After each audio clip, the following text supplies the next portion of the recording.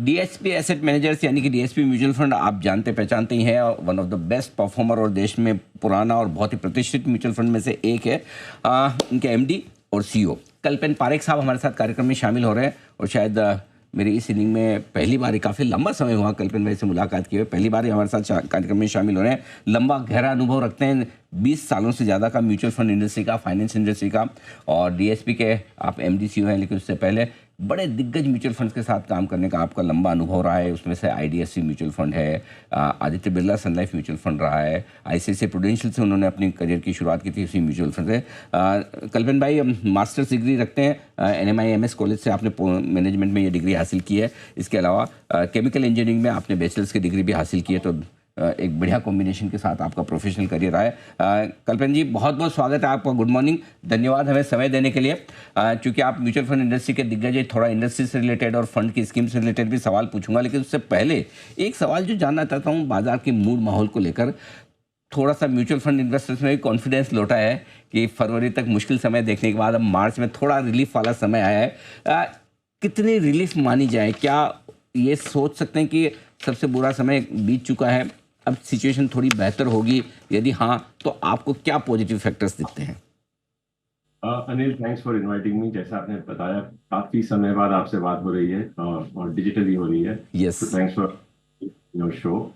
देखिए, मैंने 98 में अपना करियर शुरू किया था और पहली चीज ये सीखी थी कि इन्वेस्टमेंट के धंधे में ऑप्टिमिज्म होना जरूरी है, लेकिन साथ में रियलिटी चेक्स भी रखना चाहिए। तो इस दोनों के बैलेंस को हर दिन कोशिश करता हूँ और हमारी टीम भी हर दिन इसी की कोशिश करती है। तो हमारा ये मानना है कि और ये मैसेजिंग हम काफी दिनों से कर रहे हैं कि पिछले 1.5-2 साल में या 3 साल में कोविड के बाद हमने एनएवीज का अमृतकाल देखा है और पिछले 3-4 महीने में हमने यूनिट्स का अमृतकाल देखना शुरू किया है। तो इसी ऑप्टिमिज्म के साथ कि ये जो करेक्शन हुआ है बाजार में, इसने बहुत सारे रिस्क को हटा दिया है। जो वैल्यूएशन का रिस्क था या स्लोइंग अर्निंग्स का जो रिस्क था, वो काफी हद तक क्लीन अप हुआ है पिछले 2-3 महीनों में। और ये भी मेरा मानना है कि दो तरह के डेटा पॉइंट्स मुझे दिख रहे हैं। बहुत इन्वेस्टर्स हैं जो प्रॉफिट बुकिंग भी कर रहे हैं, बिकॉज 4-5 सालों में अभी भी उनकी एनएवीज 2 से 4 गुना ऊपर गई है, डिपेंडिंग ऑन उनका किस तरह के फंड्स में इन्वेस्टमेंट हुआ है। एक वर्ग ऐसा भी है जो अपने एसआईपी से थोड़ा डरा हुआ है, या उनको बाजार से डर लग रहा है या कैश फ्लोज में तकलीफ हो रही है, जिसकी वजह से एसआईपी पॉज हो रही है या कैंसिल हो रही है। और एक तीसरा वर्ग है जो डिसिप्लिन से डटा रहा है। और आई थिंक वो एक ऐसा वर्ग है जिसको पता है कि मुझे 10-15-20 साल के लिए अपने फाइनेंशियल प्लान के लिए इन्वेस्ट करना है। उतार चढ़ाव is part of the game. I think पिछले इतने सालों में बहुत सारा एजुकेशन भी हुआ है कि लंबे समय में रिटर्न बनता है, बट बीच बीच में एनएवी फ्लक्चुएट बहुत ज्यादा होती भी है, तो इसमें कुछ नया नहीं है। तो ये तीनों तरह के इन्वेस्टर्स हैं, और एक थोड़ा बहुत वॉलेटिलिटी हुई है फ्लोज में, बट इसके बावजूद नेट फ्लोज आज भी 20-25 हजार करोड़ के साइज से आ रहे हैं इंडस्ट्री में।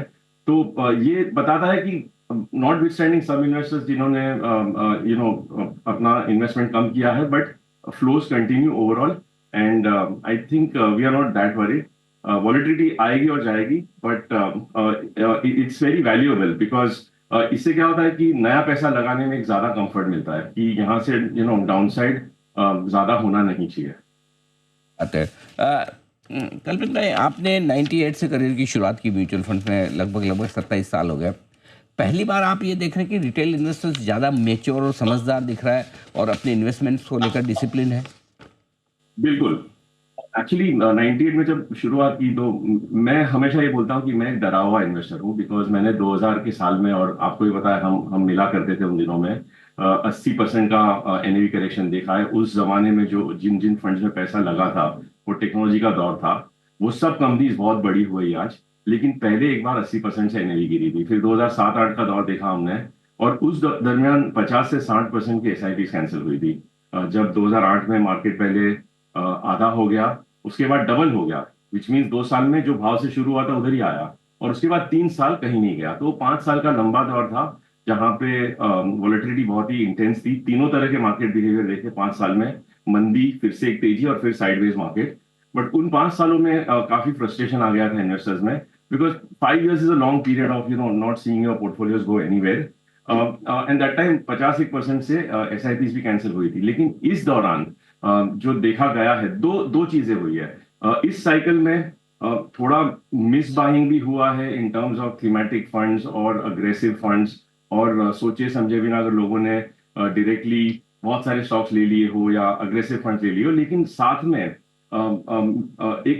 पैटर्न देखा है पिछले 5 सालों में, बहुत सारा पैसा एसेट एलोकेशन फंड्स में आया है, हाइब्रिड फंड्स में आया है, एसआईपी के जरिए आया है। तो ये इन्वेस्टर्स को ज्यादा फायदा हुआ है, बिकॉज हाइब्रिड फंड्स की इन्हें आप देखेंगे पिछले 6 महीने में बिटवीन 2% to 6% से नीचे गई है। तो इन्वेस्टर्स को ज्यादा उसमें परेशानी नहीं हुई है। तो ये वर्क जो है, दे have remained calm, they have remained balanced, they are in fact using this opportunity कि थोड़ा और हम इन्वेस्टमेंट बढ़ाए। तो I will be honest, it is a good surprise, pleasant surprise कि इन्वेस्टर्स म्यूचुअल फंड में जो आए हैं वो धीरे धीरे करके अपने प्लान से टिके रहे हैं। कल्पित भाई, एक चीज और बताइए, इस तरह के माहौल में जो इन्वेस्टर्स या तो पैसा लगा रहे हैं, ऑलरेडी चल रहा है जिनका, या नया लगाना चाहते हैं, किस तरह के फंड्स, स्पेशली इक्विटी फंड्स या फिर मल्टी एसेट वाले जो भी आप समझते हो, किस तरह के फंड्स ज़्यादा सुटेबल है और किस कंडीशंस में वो ज़्यादा सुटेबल है? तो Anil ji, like we all know, first principles पे अगर हम सोचे हमेशा, तो बाजार का माहौल जो भी हो, बेस्ट फंड्स वो होते हैं जो हर दिन के लिए सही होते हैं, और वो हर इन्वेस्टर के नीड के हिसाब से। तो आज अगर हमारे देश में 10 करोड़ इन्वेस्टर है और आगे और 10 करोड़ शायद जुड़ेंगे, तो 10 करोड़ यूनिक प्लान्स बन सकते हैं depending on their personal needs, time horizon and all of that. The best way to invest in my view हमारे हिसाब से हमेशा होता है फ्लेक्सी कैप फंड। इसमें आपको दिमाग नहीं लगाना है कि लार्ज कैप चलेगा, मिड कैप चलेगा, स्मॉल कैप चलेगा। वो सबसे बेहतर तरीका है इन्वेस्ट करने का। In fact more than market cap या थीम, अल्टीमेटली जो पहला प्रिंसिपल है, साउंड प्रिंसिपल्स क्या बोलते हैं कि जहां अच्छी कंपनी आप खरीदते हो और ठीक ठाक भाव पे खरीदते हो, या तो सस्ते में या फेयर प्राइस पे। सस्ता तो कुछ भी नहीं है आज भी मार्केट में, बट फेयर प्राइस पे बहुत सारी कंपनी आना शुरू हो गई है।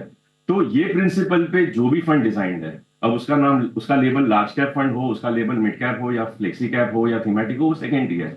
बट प्रिंसिपल क्या है कि sensible businesses at fair prices is the right way to invest. तो पहला ऑप्शन होगा एक फ्लेक्सी कैप फंड, जिसमें आप एसआईपी से शुरू कर सकते हो, बिकॉज उतार चढ़ाव अभी भी रहेंगे और आने वाले साल में बहुत सारे इवेंट्स हर दिन, हर दूसरे दिन हो रही है, तो फ्लक्चुएशन तो रहेंगे। तो इसीलिए SIP flexi cap fund is a first principle choice. On top of it, अभी जैसे मेरा एनुअल अप्रेजल हुआ है और अगले 2-3 दिनों में मेरा साल का थोड़ा बहुत जो भी बोनस आएगा वो आएगा, तो मेरे दिमाग में मैं कैसे सोच रहा हूँ इन्वेस्ट करने के लिए, मुझे लॉन्ग टर्म के लिए फ्लेक्सी कैप फंड चाहिए, बट मुझे पता है कि बाजार थोड़ा महंगा है और मुझे वॉलेटिलिटी नहीं पसंद है। तो मैं फ्लेक्सी कैप फंड के साथ अगर पोर्टफोलियो के अंदर 30% बॉन्ड्स आ जाए, ये मेरा जनरल फर्स्ट प्रेफरेंस होता है। तो इसे हम पुराने जमाने में बैलेंस फंड बोलते थे, आज की तारीख में हम अग्रेसिव हाइब्रिड फंड्स बोलते हैं। वो एक दूसरा, एक बहुत ही क्रेडिबल वेहिकल है, इसके बारे में बात कोई करता ही नहीं आज के बाजार में। पिछले 2-3 सालों से लोग इस कैटेगरी को भूल गए हैं। वो एक बहुत ही क्रेडिबल कैटेगरी है। इनफैक्ट 25-30 साल की हिस्ट्री बताती है कि लॉन्ग टर्म में these type of hybrid funds normally deliver equity market returns with slightly lower volatility. तीसरा एक ऑप्शन है जिनको स्मॉल कैप और मिड कैप से डर लग रहा है because of headlines, because of noise, a pure large cap fund, a simple large cap fund is also very good option. I think इससे ज्यादा हमें जरूरत नहीं है फंड्स की। These 3 categories are very good आज के समय में नए इन्वेस्टर को पैसा लगाने के लिए। बिल्कुल ठीक बात है। तो ये कुछ ऐसे फंड्स हैं जहाँ पर बहुत बढ़िया आपके लिए निवेश का मौका बन सकता है। फ्लेक्सी कैप फंड, जहाँ पर फंड मैनेजर्स को आज़ादी है कि कब लार्ज कैप, मिड कैप और स्मॉल कैप शेयर में वो अपना शिफ्ट करे, उस हिसाब से वो ज़्यादा बेहतर इस तरह के माहौल में बन सकते हैं। एक और चीज़ जो है, लोगों को लगता है कि जैसे गोल्ड काफ़ी बढ़ गया या इंटरेस्ट रेट्स कम हो रही हैं, तो शायद डेट फंड भी बेहतर करे। क्या कोई इस तरह का स्पेसिफिक डेट या हाइब्रिड फंड्स होने चाहिए या टैक्सेशन के पर्पज से जहां फ़ायदा मिल सके, ऐसे में किस तरह से एलोकेशन हो जाए सारी एसेट्स में और वो फंड्स में निवेश कर पाए? ये आपने बहुत बढ़िया सवाल पूछा अनिल, कि इन्वेस्टर के फायदे के हिसाब से कैसे सोचा जाए, कि मुझे स्टेबिलिटी थोड़ी ज्यादा चाहिए, वॉलेटिलिटी कम चाहिए, टैक्स की भी एफिशिएंसी चाहिए। पिछले 4 साल में क्या हुआ, डेट फंड को तो हम सब भूल ही गए हैं, बिकॉज इक्विटी मार्केट हर एक महीने में उतना रिटर्न देता था जितना डेट पूरे साल में दे रहा था। तो हमें लगता था कि डेट की जरूरत ही नहीं है, बट वो again it is not sound principle. हर पोर्टफोलियो में स्टेबिलिटी के लिए डेट चाहिए। तो इसलिए जब मैंने बताया हाइब्रिड फंड, अब हाइब्रिड में बहुत तरह के फंड्स है। कुछ फंड्स ऐसे हैं जिसमें 30% पोर्टफोलियो के अंदर डेट होता है, कुछ फंड्स में 50% डेट होता है। डायनेमिक एसेट एलोकेशन फंड्स में, जैसे हमारे फंड में आज भी 30% इक्विटी था, बाकी का 70% डेट और आर्बिट्राज में था। तो इसकी टैक्स एफिशिएंसी इक्विटी के जैसी है, लेकिन पोर्टफोलियो में बहुत सारा डेट और आर्बिट्राज आ जाता है। तो ये अलग तरह के फंड्स है। Interest rates by the way Anil, अभी हालांकि पॉलिसी रेट्स कटना शुरू अभी हुए हैं, लेकिन आप देखेंगे अपने जो बॉन्ड यील्ड्स है वो पिछले 1.5 साल से नीचे आया है। तो जरूरी नहीं कि इंटरेस्ट रेट कटने से बॉन्ड यील्ड्स नीचे जाए, उल्टा भी हो सकता है। यूएस में उल्टा हुआ है, बट हमारे देश में रेट कट भले आज शुरू हुआ है, बट हमारी बॉन्ड यील्ड्स 10 ईयर G-Sec 760 से लेके आज की तारीख में 665 के आसपास, ऑलमोस्ट 100 बेसिस पॉइंट का मूव ऑलरेडी हो चुका है। तो जिसने 1 साल 1.5 साल पहले अपने पोर्टफोलियो में डेट को ऐड किया था हाइब्रिड फंड के जरिए या सेपरेट डेट फंड के जरिए, उनको इसका फायदा हुआ है। तो मेरा ये मानना है कि hybrid fund is the best way to invest, अगर ज्यादा दिमाग किसी चीज पे नहीं लगाना है। रोज सुबह उठ के चिंता नहीं करनी है कि इंटरेस्ट रेट ऊपर जाएगा या नीचे जाएगा, टैरिफ इक्विटी में अपसाइड होगा या डाउनसाइड होगा, मिड कैप महंगे हैं या लार्ज कैप महंगे, ये सब अगर दिमाग नहीं लगाना है तो hybrid fund is the best way. And which is again aggressive hybrid fund में 30% डेट होता है, या मल्टी एसेट फंड में 20 से 40% डेट गोल्ड सिल्वर का कॉम्बिनेशन होता है। ये बहुत ही बेहतरीन फंड्स तरीके हैं टैक्स एफिशिएंटली, कॉस्ट एफिशिएंटली एक डाइवर्सिफाइड पोर्टफोलियो बना के अपने लॉन्ग टर्म गोल्स को अचीव करना। लास्ट पॉइंट लाइन से गोल्ड पे बहुत ज्यादा बातें आजकल हो रही है, तो थोड़ा ध्यान रखना जरूरी है, क्योंकि बहुत ज्यादा रिटर्न बन चुका है, शायद आगे बनेगा। गोल्ड एक ऐसा एसेट क्लास है जिसको पर्सनली मुझे थोड़ी समझने में तकलीफ होती है, बिकॉज इसके पास कैश फ्लो नहीं होता है, इसमें डिविडेंड नहीं मिलता है, इसमें ग्रोथ नहीं होता है, लेकिन इसने हजारों सालों से वैल्यू को प्रोटेक्ट किया है या प्रिजर्व किया है। इसका बेहतरीन समय था 3 साल पहले या 2 साल पहले, जब इक्विटी में भयंकर तेजी थी और गोल्ड कहीं नहीं जा रहा था।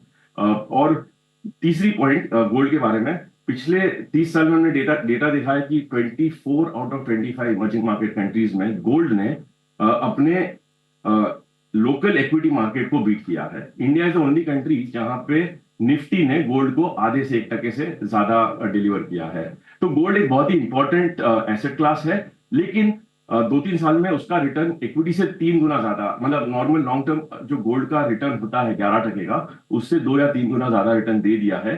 तो there can be a phase of slow down और more volatility in gold also. Okay, तो ये आपके लिए गोल्ड पर भी ध्यान रखने वाली बात है। कल्पन सर, बहुत बहुत शुक्रिया आपका, धन्यवाद हमें समय देने के लिए और म्यूचुअल फंड इन्वेस्टर्स को बहुत अच्छे तरीके से गाइड करने के लिए कि इस तरह के माहौल में कैसे अपने इन्वेस्टमेंट्स को अप्रोच करें। जल्द आपसे फिर मुलाकात होगी। आज के लिए बहुत बहुत शुक्रिया। Thank you so much.